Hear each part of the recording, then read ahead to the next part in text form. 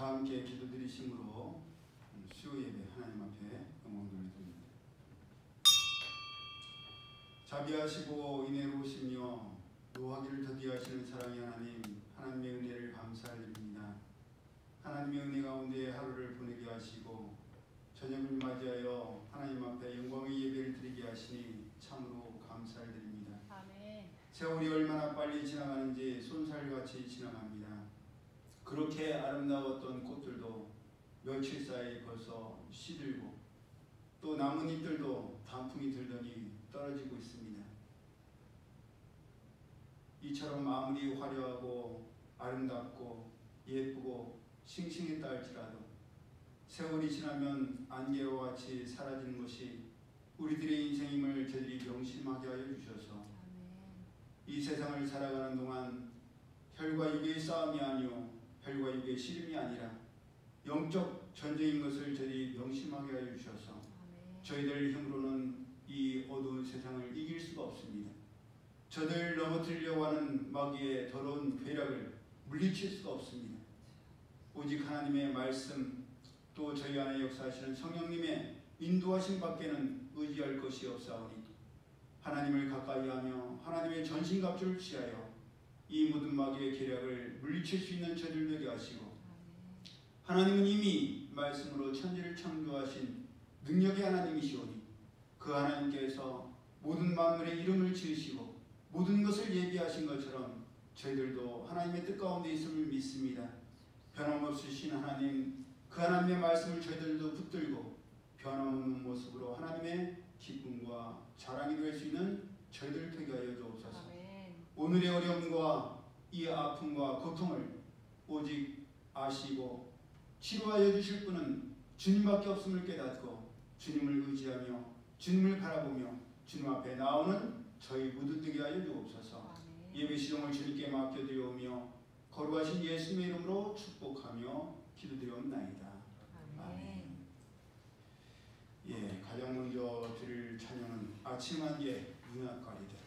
예, 안개와 같이 사라지는 것이 우리의 인생이고 또 우리의 열심이고 우리의 믿음이고 우리의 신앙인 것 같습니다. 어떨 때 너무 분명하고 확실할 것 같은데 그게 영원하지는 못하더라고요. 롤러코스터처럼 좋을 때가 있으면 또 약할 때가 있는 것이 우리의 삶입니다. 그렇게 약할 때 여전히 주님은 우리를 사랑하시고 또 우리를 치유하시고 우리를 위로하시는 줄로 믿습니다. 우리가 믿고 의지할 분은 주님밖에 없음을 우리가 머리로만 고백하는 것이 아니라 마음으로 고백하고 삶으로 고백하고 내 삶의 모든 것을 인정하며 주님 앞에 나가기를 소망하면서 찬양드립니다.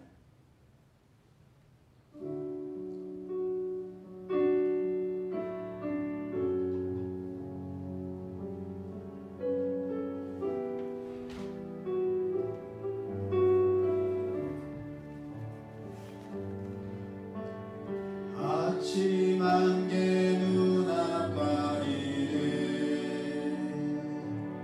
나의 약한 믿음을 심사일 때 부드럽게 다가온 주의 음성 아무것도 염려하지 마라. 빗줄기에 바위 패는 빗줄기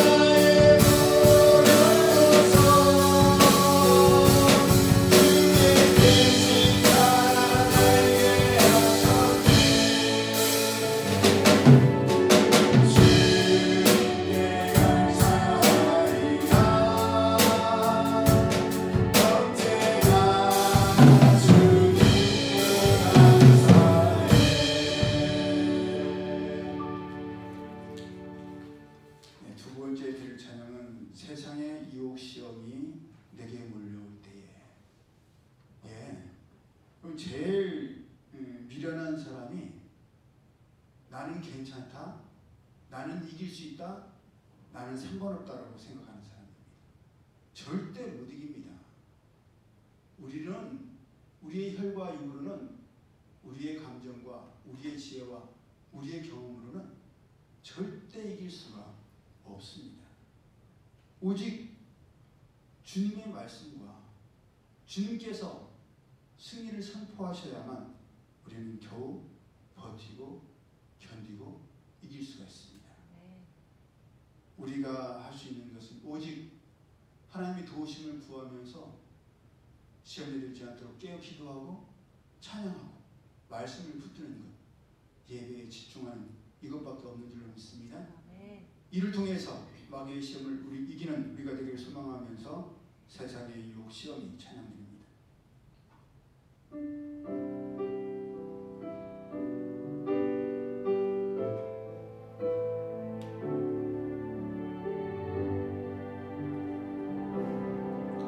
세상의 유혹 시험이 내게 몰려올 때에 나의 힘으론 그것들 모두 이길 수 없네. 거대한 폭풍과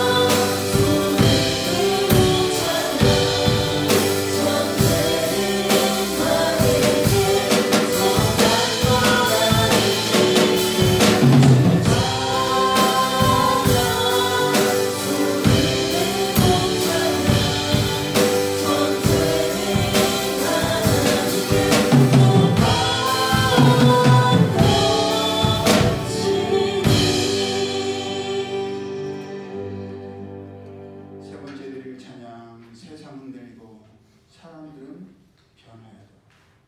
예, 다 흔들리는 세상이지 않습니까? 영원하기는 어렵지요. 나의 힘으로는 영원할 수가 없습니다. 영원히 변하지 않는 하나님의 말씀을 붙들 때만이 영원할 수 있을 줄로 믿습니다. 오직 믿음으로.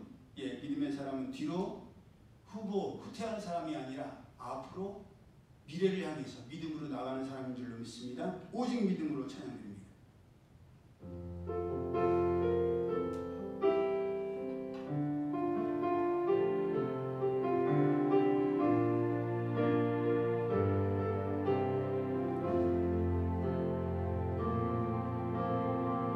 세상은 들리고 사람들은 변하여도 나는 주를 섬기리. 주님의 사랑은 영원히 변하지 않네. 나는 주를 신뢰해. 오직 믿음으로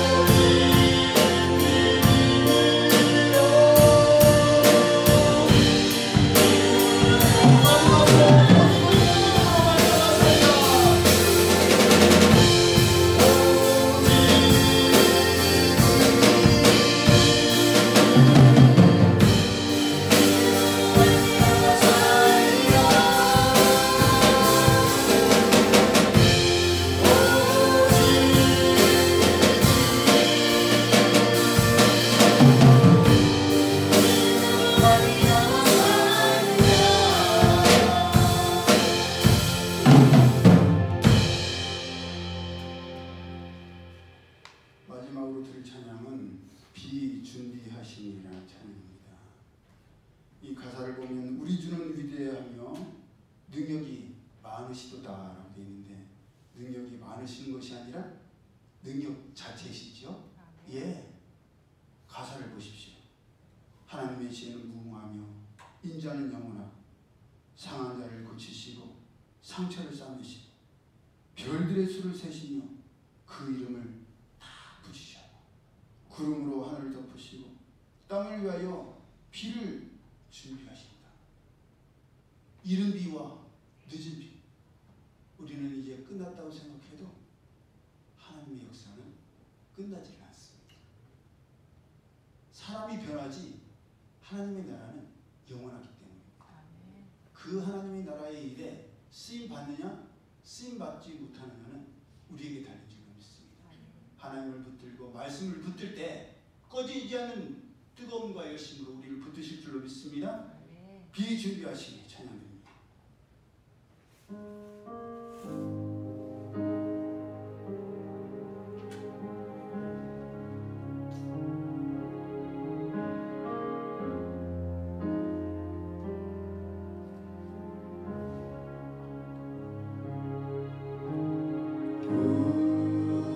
우리 주를 기대하며 능력이 많으시도다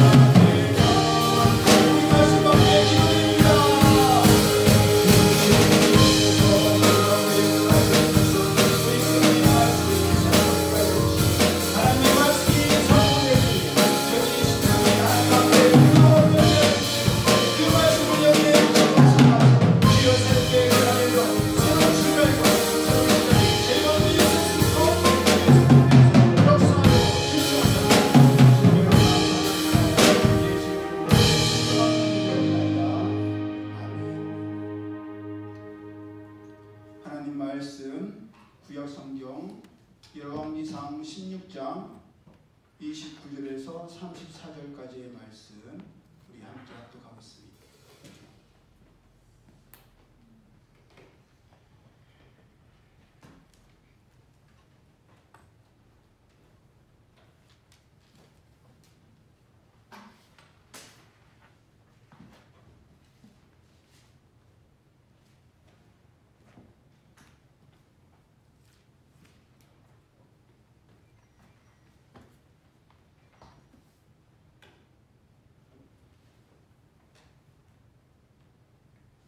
열왕기상 16장 29절에서 34절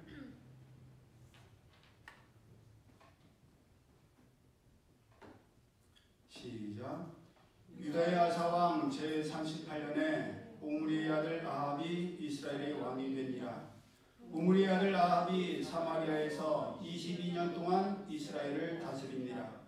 오므리의 아들 아합이 그의 이전의 모든 사람보다 여호와 보시기에 악을 더욱 행하여 느밧의 아들 여로보암의 죄를 따라 행하는 것을 오히려 가볍게 여기며 시돈 사람의 왕 벳바르의 딸 이세벨을 아내로 삼고 가서 바알을 섬겨 예배하고 사마리아에 건축한 바알의 신전 안에 바알을 위하여 제단을 쌓으며 또 아세라상을 만들었으니 그는 그 이전에 이스라엘의 모든 왕보다 심히 이스라엘 하나님 여호와를 노하시게 하였더라.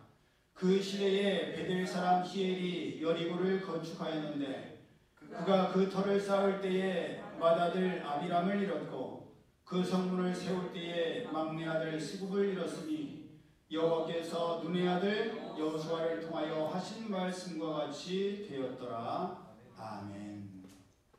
우리가 함께 합독한 말씀을 본문으로 아무리 강조해도 지나치지 않는 인생의 행보라는 제목으로 함께 은혜를 나누기를 원합니다. 오므리의 아들 아합이 북이스라엘의 왕이 되었을 때 그때는 남유다의 아사왕이 제38년째 되던 해였습니다. 그래서 열왕기상하 역대상하를 보면 남유다의 왕이 어떨 때에 북이스라엘 왕이 누구고 북이스라엘 왕이 누구였을 때 유다의 왕이 누구였더라. 그렇게 비교해서 교차적으로 설명하는 것을 우리가 볼 수가 있습니다. 왜 그렇게 했어요? 북이스라엘과 남유다는 뗄래야 뗄 수 없는 관계임을 하나님께서 그렇게 보여주신 것입니다. 열왕기상 15장 9절을 보면 남유다의 아사 왕이 왕위에 올랐을 때는 북이스라엘의 여로보암 왕이 제20년째 되던 해였습니다. 조금 복잡할 수 있어요.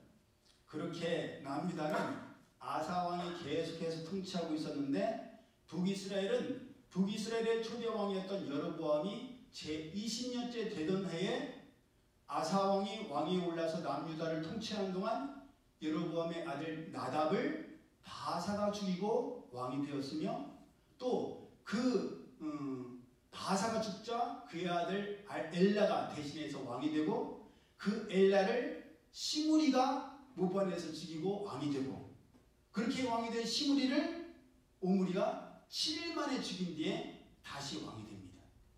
그리고 본문에 이르러서 그 오므리의 아들인 아합이 북이스라엘의 왕이 되었습니다. 여기서 질문. 남유다의 아사왕 혼자 다스리고 있을 때 북이스라엘은 몇 번의 왕이 바뀌었을까요? 3번.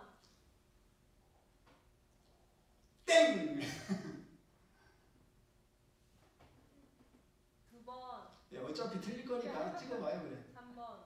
한 번은 아니지. 지금 설명을 이렇게 했는데 6번? 응? 6번? 비슷했어요. 7번. 맞아요. 7번이나 바뀌었어요. 예. 남유다는 세 번째 왕이었던 아사에 의해서 41년 동안 다스림을 받았는데 반해서 북이스라엘은 그 아사왕 혼자 남유다를 다스리는 41년 동안 7번이나 왕이 바뀐 거예요. 여로보암이 20년, 나답이 2년, 바사가 24년, 엘라가 2년, 시므리가 몇 년? 일주일. 맞아요. 우리 현지가. 오므리가 12년. 그래서 도합 40년 7일 동안, 심지어 이 7명의 통치기간을 다 합쳐도 남유다의 아사왕 혼자 다스렸던 41년을 이기지를 못해요. 평균적으로 나눠도 한 왕이 5년 조금 넘을 정도였습니다. 여러분 너무 비교되지 않습니까? 남유다는 한 왕에 의해서 41년이 통치가 됐는데 북이스라엘은 아니 41년도 아니고 40년 7일 동안 7번이나 왕이 바뀌고, 왕조도 왕만 바뀐 게 아니에요 여러분. 왕조까지 3번 바뀝니다. 아니 어떻게 이런 일이 있을 수가 있느냐는 거예요.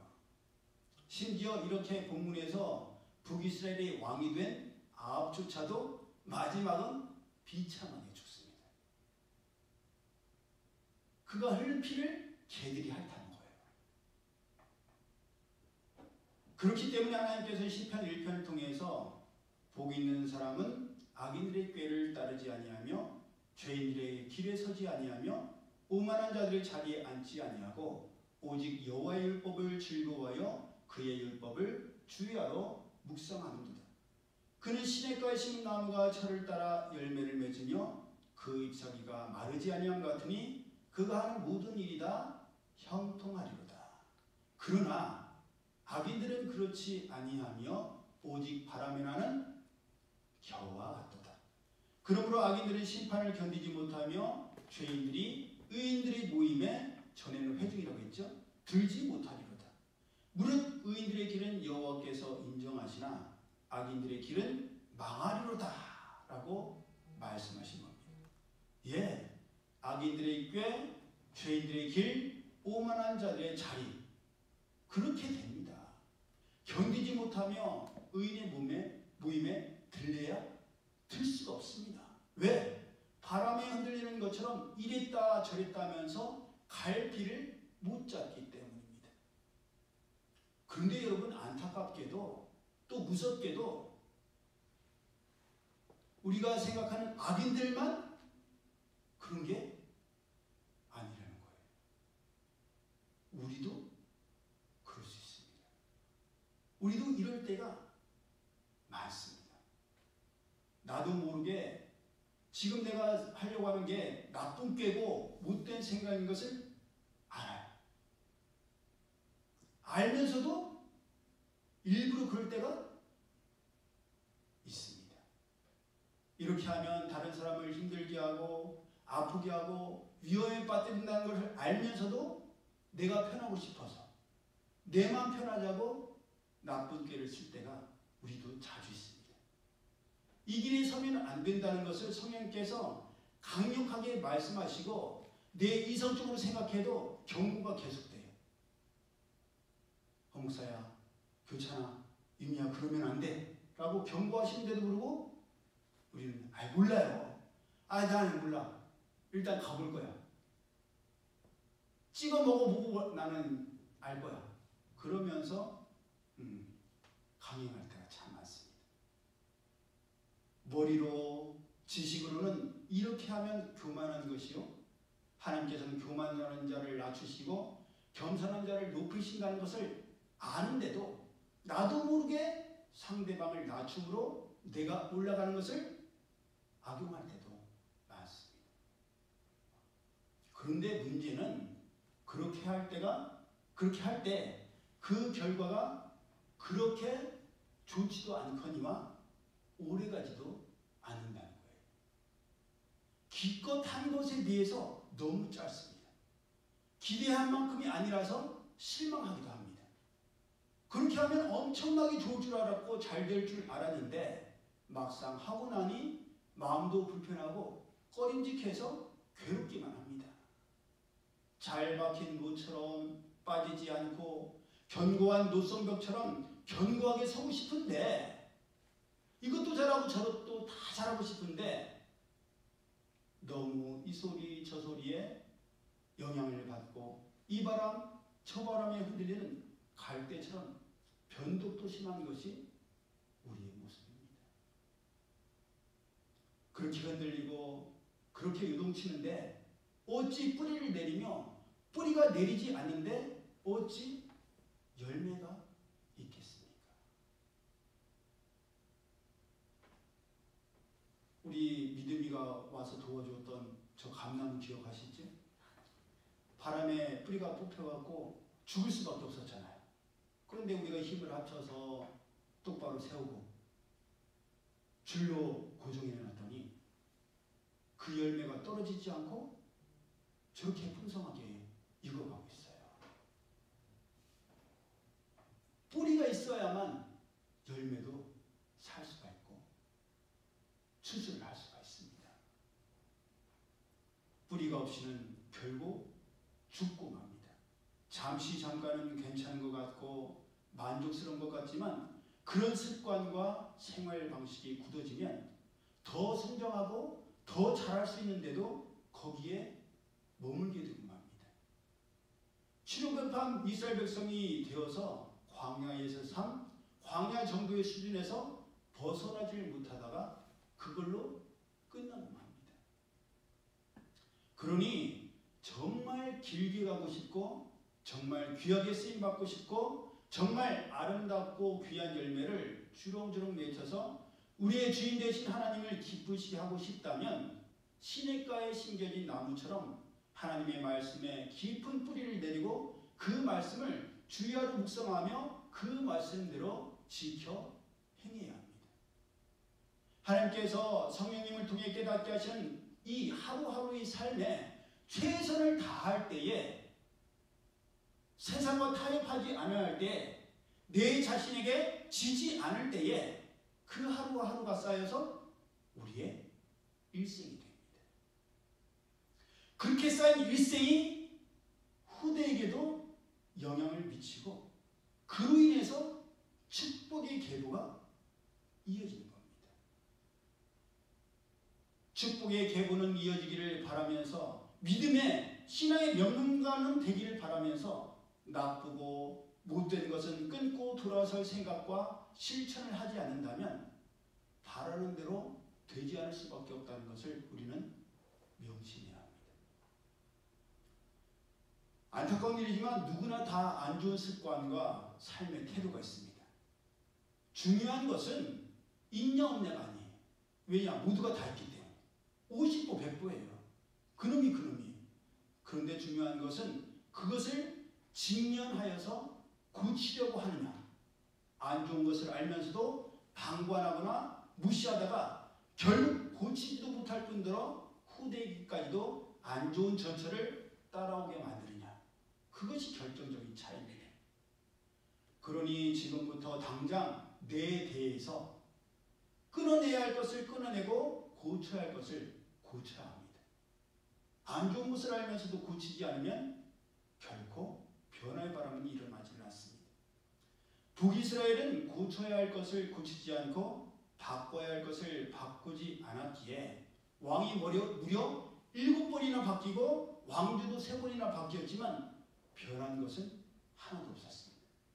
오히려 더 나빠졌고 더 심해졌습니다. 그의 이전의 모든 사람보다 여호와 보시기에 악을 더욱 행하여 느바스의 아들 여로보암의 죄를 따라 행하는 것을 오히려 가볍게 여기며.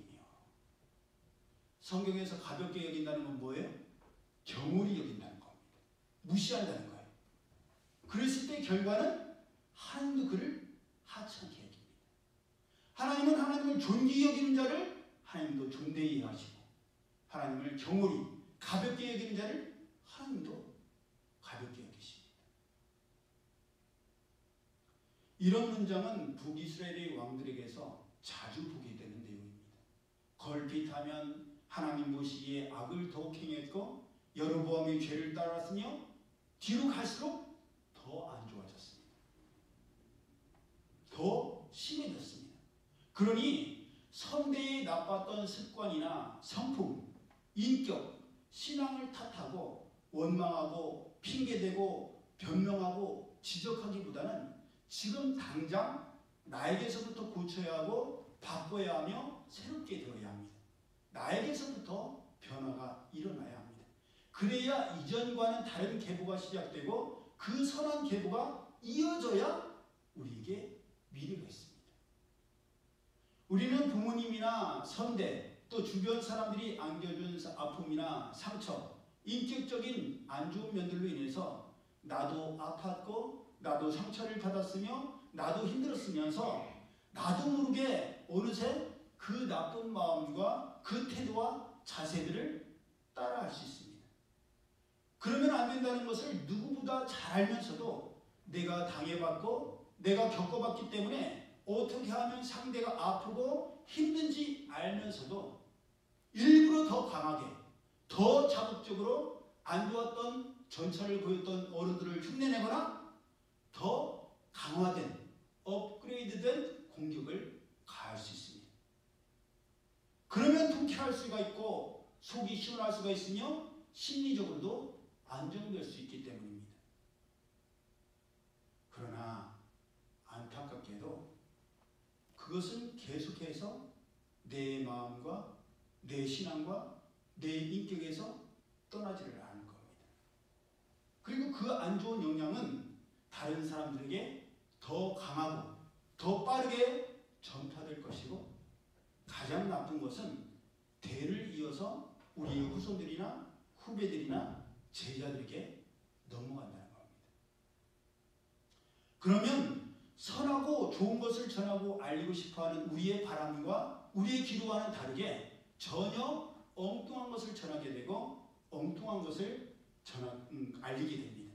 그러니 지금 당장 그러한 우리의 계보와 안 좋은 습관들, 인격적인 상처들을 직면해야 되고 그것을 회피하지 아니하고 하나님, 저한테 이런 안 좋은 습관이 있습니다. 아주 나쁜 못된 성격이 있습니다. 하나님, 이거를 고쳐야 되겠습니다. 왜냐? 하나님은 그냥 내버려 두지 않으시거든요. 하나님은 다른 치료를 안 하시더라고요. 제가 겪어보니까 거울 치료를 하세요. 똑같은 일을 겪게 하세요. 내가 못되게 했던 만큼 못된 것을 경험하게 되고 그럴 때에 내가 겪어보니까 너무 아픈 거예요. 너무 힘든 거예요. 내가 했던 일이 다른 사람들에게 이렇게 아팠다. 그걸 깨닫게 하십니다. 그런데 그렇게 아프면서도 우리가 그것을 치유하지 않고 고치지 않는다면 그 상처도 아물겠죠. 시간이 지나면 이 또한 지나가니까. 그런데 안에 머문 그 상처는 시간이 지났다가도 또 다른 상황과 또 다른 환경, 또 다른 감정에 직면하면 나도 모르게 튀어나와요. 그동안 잘 통제하고 있었고 잘하고 있었는데 예상치 못한 상황에서 그게 튀어나와 버리니까 내가 당황을 하는 거예요. 내가 어쩌지를 못하는 거예요. 그러니 그 아픔과 상처들을 직면해야 되고 하나님께 도움을 요청해서 지금 당장 고쳐야 합니다. 지금 아플 때 고치지 않으면 또 잊어버려요. 또 지나가 버려요. 그러면 더 큰 아픔과 더 큰 좌절을 경험하게 됩니다. 창세기 1장 26절을 보면 하나님께서 사람을 하나님의 형상대로 만드시고 사람으로 하여금 움직이는 모든 생물들을 다스리라고 말씀하시지요. 말씀하신 하나님께서 다스리라고 말씀하셨으면 어떻게 돼요? 다스릴 수 있지요. 그대로 됩니다. 그렇게 하나님께서는 창조하실 때부터 우리에게 다스리는 권세를 이미 주셨습니다. 그런데 아담과 하와가 하나님의 말씀에 불순종해서 선과 악을 알게 하는 나무의 실과를 먹은 뒤에 에덴 동산에서 쫓겨나서 낳은 첫째 아들 가인이 하나님께서 자기와 자기의 재물은 받지 않으셨으면서 자기의 동생인 아벨과 아벨의 재물은 받으시자 어떻게 돼요? 몹시 분해서 안색이 변했습니다. 그런 가인에게, 분을 내는 가인에게 하나님께서 뭐라고 말씀하세요? 너는 죄를 다스리라. 예, 다스리라고 말씀하십니다. 선을 행하지 않으면 죄가 문에 엎드려 있다고 얘기를 하십니다. 엎드려 있으면 어떻게 되겠어요? 일어나겠죠? 일어나서 우리에게 달려들게 된단 말이에요. 다스리라는 말은 통치하라는 말이요, 지배권을 가지라는 말입니다. 그러니 죄는 하나님께서 우리에게 주신 다스림의 권세로 능히 다스릴 수 있고 또 다스려져야 합니다. 그렇기 때문에 잠언 16장 32절에도 노하기를 더디하는 자는 용사보다 낫고 자기의 마음을 다스리는 자는 성을 빼앗는 자보다 낫다라고 말씀하신 겁니다. 성을 빼앗는 것도 힘들고 어려운 일이지만 자기의 마음을 다스리는 것이 더 어렵고 더 어렵지만 할 수 있다라고 말씀하신 거예요. 그런데 가인은 그렇게 다스릴 수 있는 죄를 다스리지 않았습니다. 오히려 죄에게 굴복했고 죄와 타협했고 죄가 가져다주는 그 분을 이용했습니다. 베드로후서 2장 17절을 보면 누구든지 진 자는 이긴 자의 뭐가 된다? 종이 된다고 했습니다. 아무리 영으로는 그렇지 않으려고 했어도 육신의 정욕을 다스리지 못하고 지게 되면 육신의 정욕의 종이 되고 사람을 다스려야 되는데 사람을 다스리지 못하면 사람의 종이 됩니다. 물질을 다스리라고 우리에게 맡기셨는데 물질을 다스리지 못하면 물질의 종이 됩니다. 여러분 오늘 예배드리는 우리도 마찬가지예요. 어떻게 해야 이기고 어떻게 해야 다스리는지를 알아야 몰라요? 알죠. 어떻게 다스려요? 하나님의 말씀, 하나님의 주신 권능을 의지할 때 다스릴 수가 있습니다. 은과 금은 내게 없거니와 내게 있는 것을 너에게 주노니 곧 나사렛 예수의 이름으로 일어나 걸어라. 예, 죄를 다스리고 병을 다스릴 수 있는 권세가 우리에게는 없어요. 하지만 내 안에 있는 예수님의 능력으로 우리는 다스릴 수가 있습니다. 병도 다스릴 수가 있고 더러운 귀신도 다스릴 수가 있고 심지어 죽은 사람도 다스릴 수가 있어요. 그것을 하나님께서 우리에게 주셨단 말이에요. 그러니까 엘리사 선지자도 죽은 아이를 살리잖아요. 그 권세를 우리에게 주셨는데 어떻게 하면 다스리는지 어떻게 하면 이기는지 알면서도 다스리지 못한 채 지게 되면 어떻게 해요? 종이 되어서 이긴 것이 무엇이든 간에 아까 말씀드렸던 것처럼 사람이 이겼으면 사람이 이끄는 대로 물질이 이겼으면 물질이 이끄는 대로 내 육신의 정욕이 이겼으면 육신의 정욕이 이끄는 대로 질질 끌려다녀야 되는 거예요. 원함은 내게 있으나 자유는 빼앗긴 지 오래되어서 어떤 선택도 하지 못하고 어떤 즐거움과 기쁨도 없이 눈치만 보고 이것을 잃게 될까 봐 전전긍긍하게 됩니다. 하나님이 주신 자유는 그게 아니에요. 이것 아니면 안 된다는 것이 아닙니다. 하나님께는 이른 비도 주시고 늦은 비를 주셔요. 바람이 임의로 불어서 어디로 가는지 모르는 것처럼 성령께서 인도하시는 사람은 하나님의 인도하심을 따르는 것이지 다른 것을 의지해서는 안 됩니다. 종은 다른 게 아니에요. 하라는 대로 하고 시키는 대로 하고 자유 없이 선택권 없이 내 삶도 내 생활도 없이 눈치 보면서 사는 것, 그게 바로 종의 삶, 노예의 삶입니다.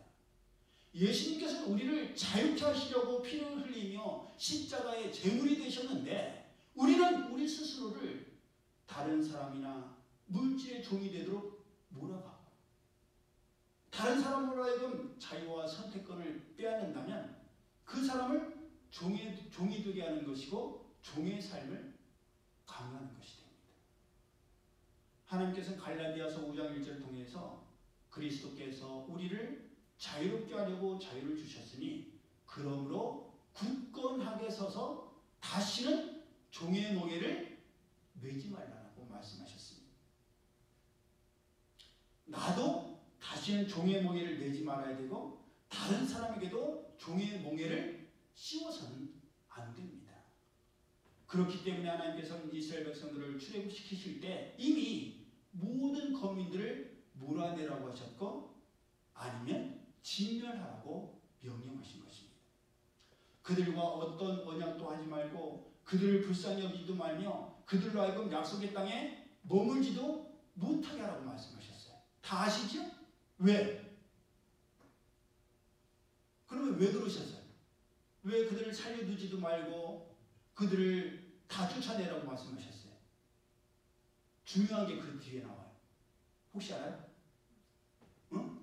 우상이죠. 우상인데 그 우상에 앞서서 중요한 이유를 하나님께서 말씀하십니다.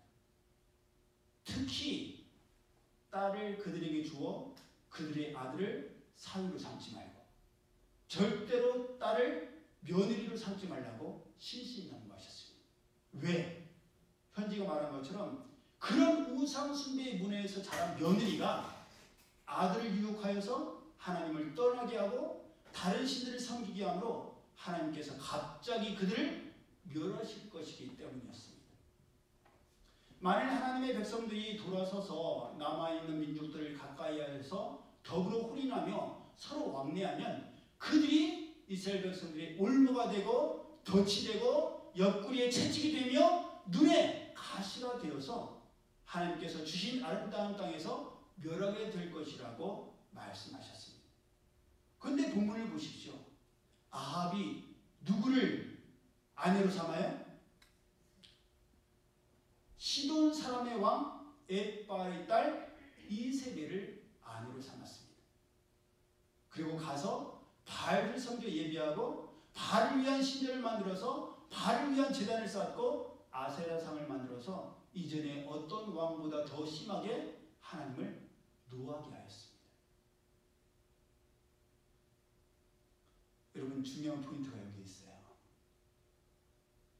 아합 왕이 바알 신전을 만들고 바알의 제단을 쌓고 아세라상을 만들고 그것들을 우상으로 섬긴 것보다 더 치명적이고 더 위험한 것이 있습니다. 혹시 뭔지 아세요? 그 우상의 신들보다 이세벨이 아합의 신이 되어버렸어요. 하나님 자리에 이세벨이 앉아버렸어요. 이세벨이 하는 대로 다 합니다. 왜? 이세벨이 가려운 데를 긁어주거든요. 나봇의 포도원을 갖게 하시고 한 것처럼. 두로와 시돈은 페니키아 전체의 대명사로 불릴 정도로 상징적인 나라였습니다. 아합 왕은 그 중에서도 시돈 사람의 왕 엣바알의 딸 이세벨을 아내로 삼았어요. 엣바알이라는 이름 자체가 바알이 그와 함께 있다는 뜻입니다. 우리로 치면 여호와께서 나와 함께 하신다는 뜻이에요. 그러니까 얼마나 바알 숭배에 찌들었는지를 알 수가 있겠죠. 그리고 이세벨의 아비였던 엣바알은 본래 아스타롯 신전의 제사장이었습니다. 그런데 왕을 살해하고 왕위를 찬탈한 사람이에요. 여기에서 두 부부의 공통점이 뭔지 깨달아지세요? 네? 그렇죠. 아비인 오므리도 시므리를 죽이고 왕위를 찬탈했고 이세벨이 아비도 엣바알도 왕을 살해하고 왕위를 찬탈한 거예요. 여러분 그렇게 잔인하고 우상 숭배에 찌들었던 가정과 문화에서 태어나서 자란 여자가 부부가 되었으니 얼마나 뛰어난 걸작품들이 나왔겠습니까? 하나님을 대적하는 완벽한 적그리스도가 된 거죠. 열왕기상 11장을 보면 솔로몬 왕의 마음이 하나님에게서 돌아서게 만든 사람들이 많죠. 왜냐하면 1000명의 아내들이 있었으니까.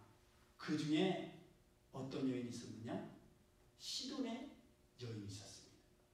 솔로몬이 시돈 여인으로 인해서 시돈 사람의 여신인 아스다롯을 따름으로 하나님께서 금하신 죄악을 행하였으므로 영으로 시해하겠다가 육으로 끝나고 말았습니다. 그래서 솔로몬의 말씀을 보면 시돈 여인의 유혹에 빠져서 하나님을 멀리 떠나 우상 숭배에 빠진 걸로 마무리되어 있습니다. 그러니 무슨 말이에요? 솔로몬 왕의 마음을 훔쳐서 우상 숭배에 빠지게 했던 배우자 여인이 시돈 사람이었던 것처럼 아합 왕의 마음을 돌아서게 한 이세벨도 시돈 여인, 그것도 시돈 왕의 딸. 왕의 딸이 뭐예요? 공주예요. 괴수 중에 괴수인 거예요. 절대 바뀌질 않습니다. 그러니 오늘 예배드리는 우리 모두는 이 시대를 분별해야 합니다. 내 자신을 분별해야 돼요. 하나님께서 분명히 이 세대를 분받지 말고 오직 마음을 새롭게 함으로 변화를 받아 하나님의 선하시고 기뻐하시고 온전하신 뜻이 무엇인지 분별하라고 말씀하셨어요. 그런데 우리에게 분별력이 사라져버렸어요. 하나님 아닌 다른 것을 하나님 자리에 앉히고 더 의지하다가 분별력이 사라져버렸어요. 뭐가 뭔지를 모르게 돼버렸어요. 그럼 우리는요, 아합과 똑같이 됩니다. 그럼 분별이 되어야 변화가 일어나고 분별이 되어야 어떻게 할지를 알 거 아니에요. 행할 수가 있잖아요. 그런데 분별이 안 돼요. 본문에 나오는 아합 왕의 인생 행보를 보면서 또 그 전에 나온 북이스라엘의 6명의 왕들의 인생 행보를 보면서 우리는 오늘 살아가는 우리는 어떻게 살아야 하는지를 늘 고민해야 합니다. 그리고 하나님의 말씀에서 그 답과 모델을 찾아야 돼요. 아닌 줄 알면서도 계속 그 길을 고집하거나 몰라서 나 몰랐으니까 뭐 가던 길 그냥 갈 거야. 계속 고집해도 결국 그 길은 망하는 길이요. 죽음의 길입니다. 무엇이 잘못되었는지를 분별하고 알아서 즉시 돌이키고 새롭게 변화되어야 됩니다. 그때 가서 찍어 먹어본 뒤에 깨달았을 때는 이미 돌이킬 수 없는 때예요. 인생의 어려움 앞에서 우리가 해야 할 일은 우리의 어리석음과 우리의 잘못을 인정하고 시인하는 것이요, 하나님께 도움을 요청하는 것입니다. 내가 할 수 없다는 것을 어려움을 통해서 깨달았으니 하나님께 기도드릴 수밖에 없고, 나는 안 된다는 것을 겪었으니 하나님의 말씀을 붙들 수밖에 없는 거예요. 왜 하나님께서 할 수 없음을 깨닫게 하시고 안 된다는 것을 겪게 하셨겠어요? 제가 경험해 보니까 그렇더라고요. 네가 아무리 힘써봐라, 네가 아무리 애써봐라, 네가 노력한다고 해서 되나? 안 되더라고요. 별의별 짓을 다 했는데도 안 되더라고요. 마지막에 하나님의 말씀을 붙들었을 때 하나님께서 하게 하셨고, 하나님께서 하게 하신 것은 시간이 지나면 지날수록 더 빛나는 보석임을 제가 깨닫게 됩니다. 경험하게 됩니다. 하나님의 말씀과 성령님의 인도하심을 따르는 것이 아닌 다른 것으로 인생의 어려움과 지금의 아픔을 회피하고 벗어나려고 한다면 잠깐은 괜찮을 거예요. 잠깐은 잊혀질 거예요. 하지만 똑같은 전철을 밟게 될 것이고 똑같은 갈증과 목마름으로 지치게 될 겁니다. 북이스라엘 보세요. 여러분, 왕이 7번 바뀌어도 백성들에게 변한 건 아무것도 없었어요. 요한복음에 나오는 사마리아 여인 기억나시죠? 그 여인은 마실 물을 찾기 위해서 12시에 아무도 오지 않는 우물을 찾았어요. 왜? 먹어야 되니까. 마셔야 되니까. 근데 그런 사마리아 여인에게 누가 나타나셨어요? 예수님이 나타나셨어요. 예수님께서 말씀하시자 이 여인이 예수님은 다른 분임을 깨달았어요. 그리고 예수님께서 너의 남편을 데려와요. 그러니까 저는 남편이 없습니다. 그래, 그 말이 맞지.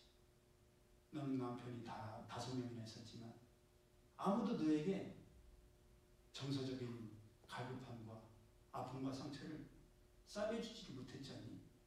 그랬더니 이 여인이 깜짝 놀라는 거예요. 여러분, 상황으로서는, 환경으로서는, 물질로는, 다른 그 어떤 걸로도 우리 안에 있는 아픔과 상처를 치유할 수 있는 것은 아무것도 없습니다. 정말이에요. 한번 겪어보세요. 아무것도 안 됩니다. 사람을 보며 세상을 볼 땐 만족함이 없었네. 예, 알잖아요, 여러분. 겪었잖아요. 그런데 또 똑같이 가요? 그러면 이번에는 다릅니까? 또 똑같을 거예요. 나는 또 좌절과 실패를 경험할 거예요. 우리의 답은 예수님밖에 없어요. 하나님의 말씀밖에 없어요. 왜? 사람은 변하고 상황과 환경도 변하고 사람의 감정도 때가 지나면 바뀌어가요. 변해버립니다. 꽃은 떨어지고 풀은 시들 때 하나님의 말씀은 영원합니다. 그렇기 때문에 우리는 하나님의 말씀을 붙들어야 되는 거예요. 그러므로 더 듣기 전에, 그래도 하나님께서 아직은 북이스라엘을 멸망시키지는 않으셨잖아요. 그러니까 이제라도 악습을 끊는 새로운 왕이 나타나야 돼요. 이전 것은 완전히 폐하고 새로운 하나님의 말씀을 붙드는 여호사밧 같고 요시야 같고 히스기야 왕과 같은 그런 왕이 북이스라엘에도 나와야 돼요. 우리 가정에도 그런 새로운 참 감람나무에 접붙임 받은 선하고 아름다운 열매가 나와야 돼요. 그러면 나로부터 시작돼야 돼요. 지금 내가 변해야 되고 내가 새롭게 돼야 됩니다. 그것을 꼭 명심하여서, 여러분, 안다는 건 뭐예요? 안다는 거는 행동이 습관되지 않으면 아는 게 아니에요. 나는 알아. 아니에요. 그건 아는 거 아니에요. 알면 바뀌어야 되고 변해야 됩니다. 그게 진짜 아는 거예요. 그러한 머리로서의 신앙이 아니라 지식으로서의 신앙으로 끝나는 것이 아니라 행함으로 하나님 주신 참된 자유와 기쁨을 누리는 우리 모두가 되기를 예수님의 이름으로 축복합니다. 기도드리겠습니다. 사랑의 하나님, 감사합니다. 지금까지 지내온 모든 것이 하나님의 은혜임을 고백드립니다. 앞으로 살아갈 것도 하나님의 은혜 아니고선 살아갈 수 없는 연약한 자들입니다. 내 생각, 내 감정, 내 욕심을 따랐다가 실패하고 좌절을 경험했습니다. 그러한 어리석음을 다시 반복하지 아니하도록 하나님보다 앞서지 않은 저들 되게 하시고 모든 것 다 하나님께 맡기고 하나님의 말씀만을 붙들며 하나님 주신 그 귀한 은혜와 사랑과 감동을 회복할 수 있는 저희들 되게 하여 주옵소서. 내일은 수능일입니다. 우리 교회에서도 고3 수험생의 이 기간뿐만 아니라 고등학교 내내 하나님 앞에 몸부림치며 매달리고 하나님의 은혜와 하나님의 지혜를 구하였던 우리 유미가 내일 수능시험을 치르게 됩니다. 3년 전만 하더라도 문어처럼 흐물흐물대면서 일상을 살아가지 못했던 우리 유미인데 3년 만에 하나님께서 새 사람이 되게 하셨고 새 인생을 주셨고 건강만 회복된 것이 아니라 이제는 떨어져도 하나님의 은혜요, 부치셔도 하나님의 은혜요, 하나님께서 보내시는 곳이 곧 내가 진학할 대학이라는 그 믿음으로 나아갑니다. 어린 딸 위에 지혜와 명철을 주시고 이 세대를 분별하여서 정말 하나님께서 기뻐하시는 귀한 믿음의 딸, 축복의 계보를 이어가는 귀한 딸 될 수 있도록 주님께서 주장하시고 다스려 주옵소서. 또한 따라오는 모든 후대들 또 동생들에게도 귀한 모범이 되어서 이 선하고 아름다운 모습이 더욱더 창대하며 담장을 넘는 요셉의 축복의 가지가 될 수 있도록 인도하여 주옵소서. 이제는 우리 주 예수 그리스도의 은혜와 하나님 아버지의 그 크신 사랑하심과 성령님의 교통하심, 어리석은 전철을 보고 깨달아 새롭게 변화되기를 원하는 이들 모두에게 이제로부터 영원히 함께 하실지어다. 아멘.